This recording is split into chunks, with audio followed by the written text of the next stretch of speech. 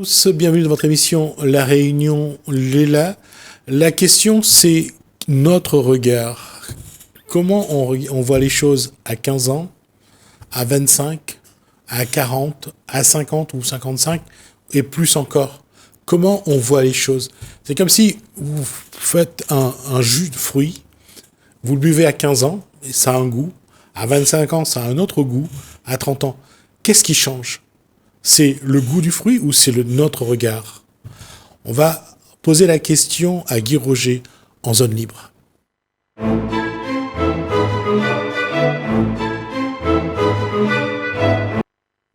Qu'est-ce qui change? Bonsoir Guy Roger. Bonsoir Qu'est-ce qui J.C. change dans le regard de l'individu quand il prend de l'expérience?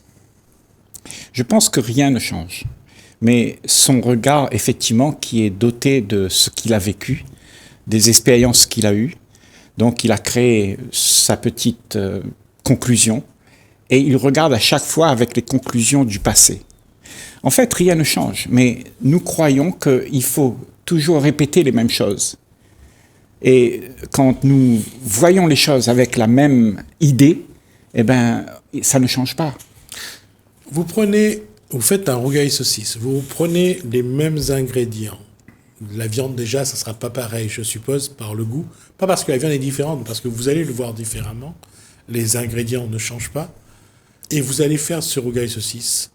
À 15 ans, vous le mangez. À 25 ans, vous le mangez. Ou à 40 ans. Mais il n'aura jamais le même goût. Oui. Je ne sais pas si on peut faire une parodie comme ça sur... Non, c'est pour montrer qu'il y a une évolution quelque part. Oui. Mais est-ce que c'est le rougail saucisse qui a évolué? Ben, peut-être, ou peut-être pas. Mais le problème, c'est que quand tu vas avoir l'expérience de ça, ce sera l'expérience du moment là où tu es dans ta vie. Et tu vas le prendre avec tous les éléments que tu as déjà vécu, et tu vas dire ça c'est bon, il manque un peu de sel, peut-être un peu plus, tu sais. Et nous les humains, on veut changer les choses. On aimerait bien que les choses soient différentes. Parce que quand on vit la vie avec l'habitude et le train-train, toujours le même carré saucisse, tu sais, eh ben, en fait, c'est la monotonie. C'est l'habitude et les trains-trains qui se répètent. Une parenthèse, un clin d'œil à un grand réunionnais, Daniel Vabois, tout le temps qu'arrive au l'ail. Tout le temps qu'arrive au l'ail, oui. C'est parce que tu vois nos sens, ce que nous sommes, nous les êtres humains, on a habitué nos sens à avoir du plaisir. Et ces sens-là... Non, c'est tout le temps carré canard, pardon. C'est tout le temps carré canard. Donc, je m'excuse auprès des puristes. et tout le temps, quand on a ces sens qui sont en demande, eh ben, on veut toujours la même chose. Tu vois? Et c'est ça qui fait que la vie devient monotone, parce qu'on répète toujours les choses, parce qu'on a aimé quelque chose hier, donc on le reveut encore. Nos sens sont en demande, on est dépendant de quelque chose qui va nous donner un peu de gaieté. Tu vois? Donc, on ne connaît pas vraiment apprécier ce qu'il y a vraiment à ce moment-là.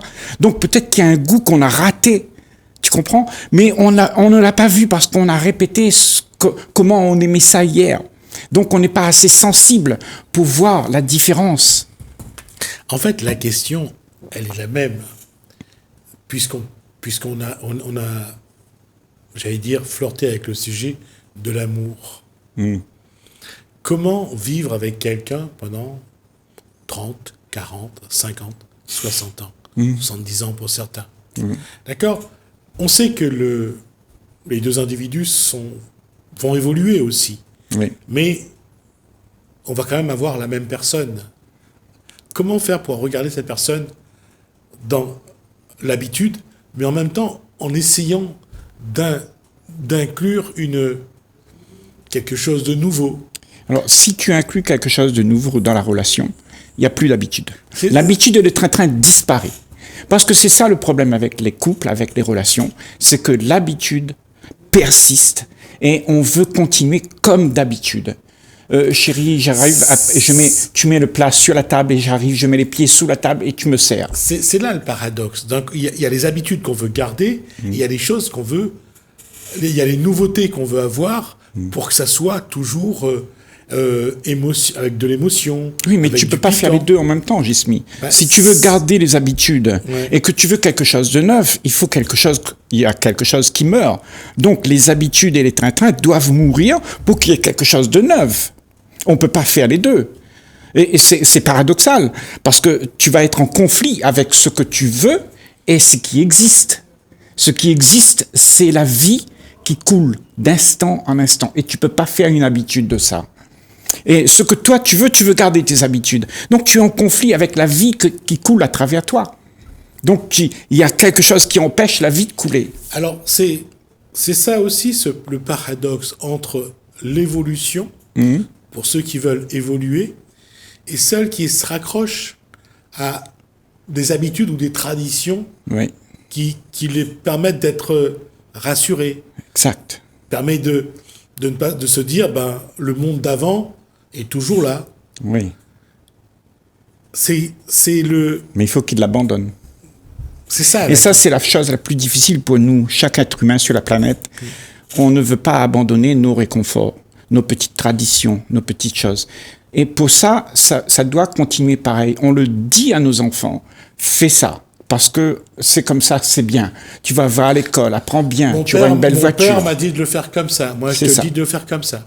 C'est ça.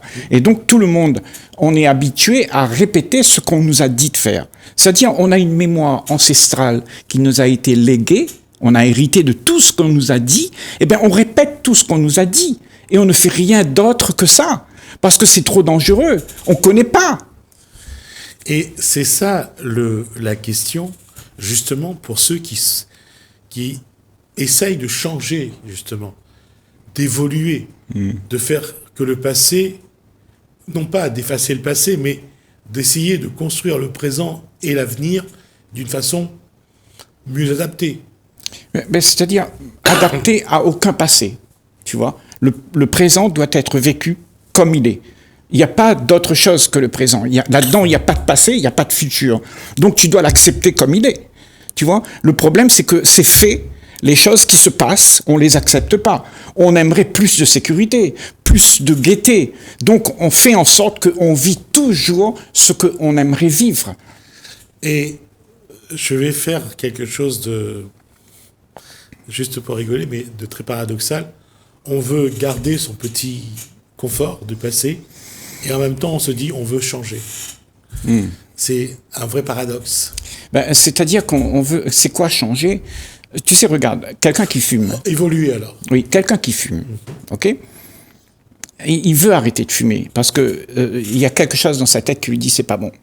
C'est en train de se détruire. Mais qu'est-ce qu'il va faire ? Parce qu'il a le réconfort de cette douceur d'avoir cette cigarette, de fumer, ça le réconforte, parce que son corps, il est en demande. Mais quand il arrête ça, qu'est-ce qu'il a ? Il n'a plus rien. Donc il va prendre un chewing-gum.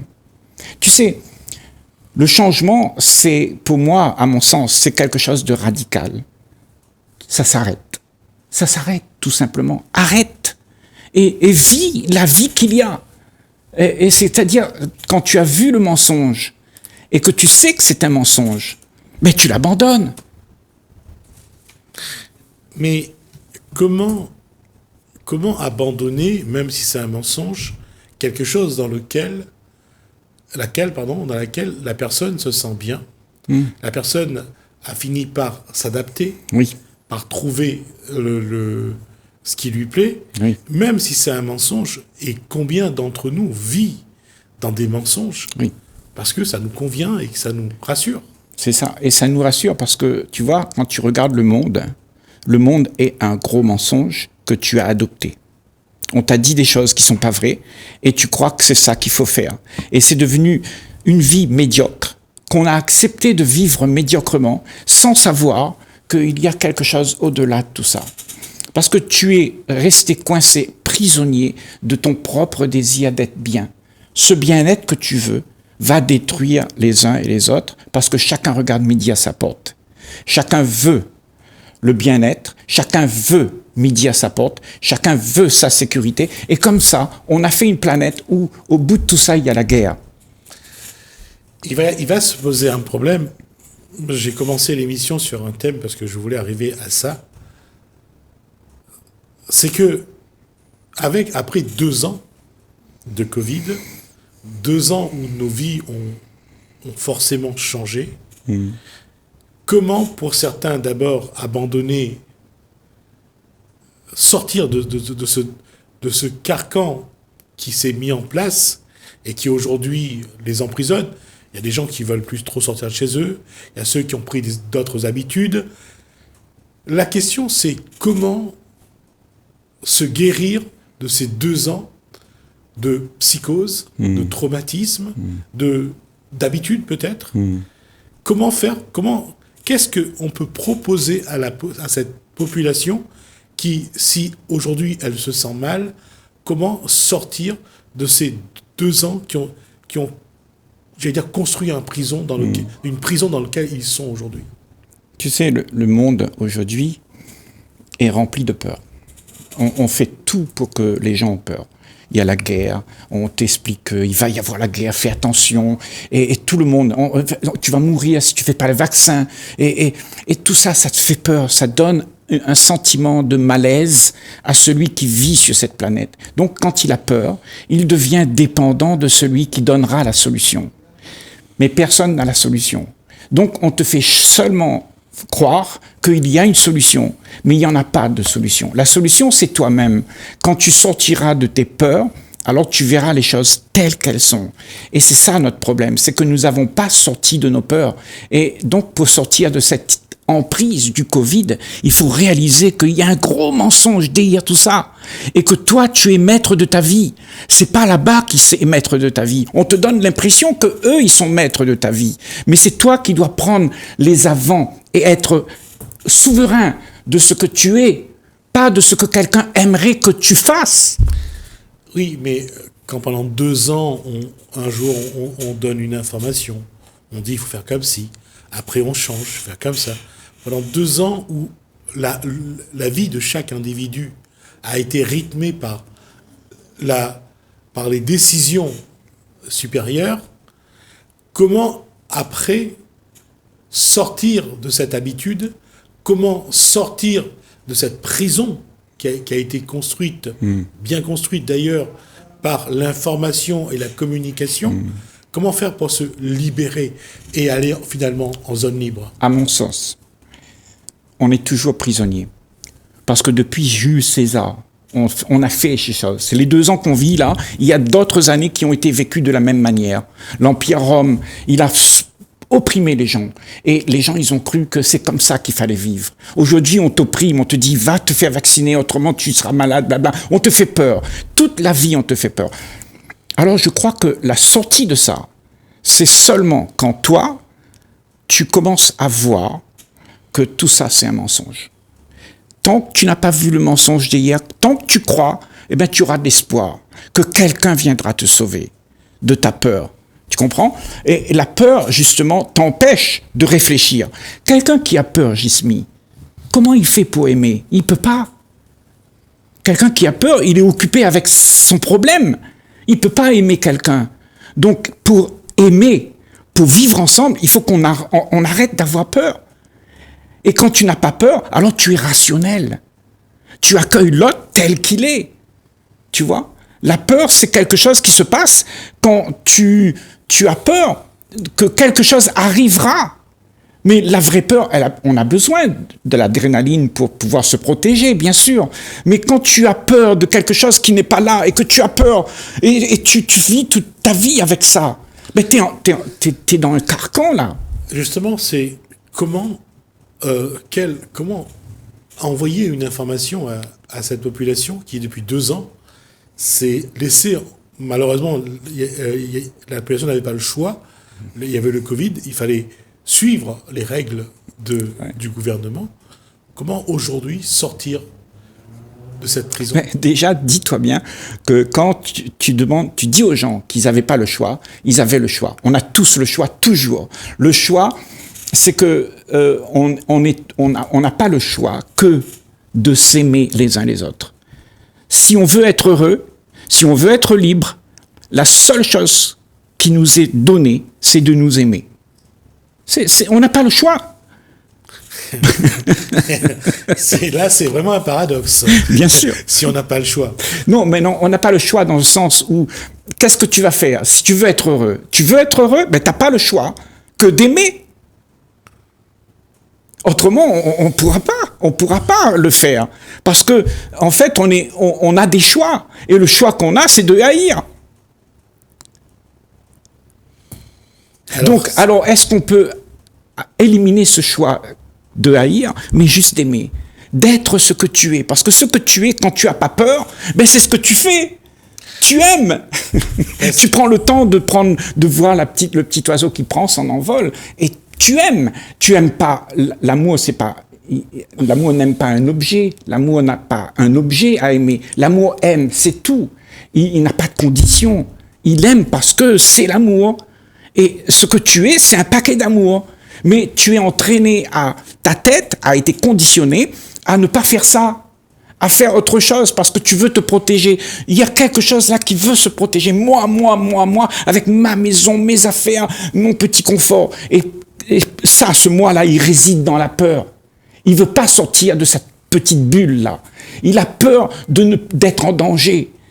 Et tu vois, cette peur d'être en danger n'existe pas. C'est quelque chose que tu te fabriques, et tout ce que tu te fabriques, eh ben, ça te fout en l'air ta vie.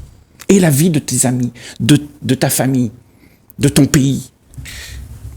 Reste que là, et je reviens à cette question-là, on va en débattre dans 2 ou 3 émissions au moins, c'est comment accompagner cette population qui s'est repliée sur elle-même. Le repli sur soi, on sait ce que ça donne, que pour se protéger, il fallait s'éloigner des autres, donc ne pas aimer les autres, ne pas aimer soi-même. D'avoir la méfiance, oui. C'est la question, elle va être très complexe. Ça va être vraiment une 2 ou 3 discussions qui vont être intenses. C'est comment, alors, j'allais dire, pour sortir de ce repli de soi, de cette prison qu'on s'est construite soi-même avec le cadre proposé par les décisions politiques, c'est de réapprendre déjà à s'aimer. Oui, de réapprendre à accepter qui tu es. Pas ce que quelqu'un voudrait que tu sois. Ne pas être celui qui fait plaisir et alimente le désir de l'autre. Tu n'es pas là pour ça. Parce que si tu fais ça, alors tu seras dépendant de quelqu'un. Tu vas faire plaisir parce que tu es dépendant, parce que tu cherches quelque chose à gagner. Mais si tu veux être vrai, si tu veux être libre, eh ben, il faut que tu arrêtes tout ça. Il faut que tu sois libre de toutes les choses que tu fais, qui t'emprisonnent, qui te rend dépendant, qui te rend prisonnier de tes désirs. Parce que le désir de chacun d'entre nous, c'est d'être bien. Et pour être bien, qu'est-ce qu'on veut? Aujourd'hui, on t'explique, pour être bien, ben, il faut faire plaisir à maman parce que maman va te donner un cadeau après.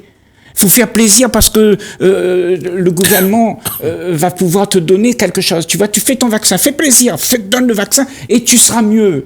Donc, on est dépendant d'un bien-être. Ce bien-être, c'est du vent. C'est pas vrai. Réalise ça. Si les gens réalisent ça, que c'est du vent, le bien-être que nous cherchons, c'est du vent. Le vrai bien-être, c'est quand ta tête, elle est arrêtée. Elle ne court plus derrière ce bien-être. Alors, ça s'appelle, il n'y a plus la pensée qui tourne dedans. Ça s'appelle la paix. Et quand tu as cette paix, alors tu peux prévoir peut-être un monde différent. Peut-être. Alors, la question, prévoir un monde, être en paix avec soi-même, pour prévoir un monde différent. On va essayer de détailler ça dans une prochaine émission avec Guy Roger, puisqu'on arrive au terme de ces 20 minutes. Mais la question, elle est importante. C'est comment sortir de ce carcan qu'on s'est construit depuis 2 ans. On a donné aux autres, non seulement on a construit la prison, mais on a donné aux autres la clé. Et ça va être une question qui ne va pas être simple. Merci Guy Roger. On va tenter d'y répondre dans les prochaines émissions. En tout cas, merci à vous de nous avoir suivis. Merci Alain, merci François. Je vous dis à bientôt.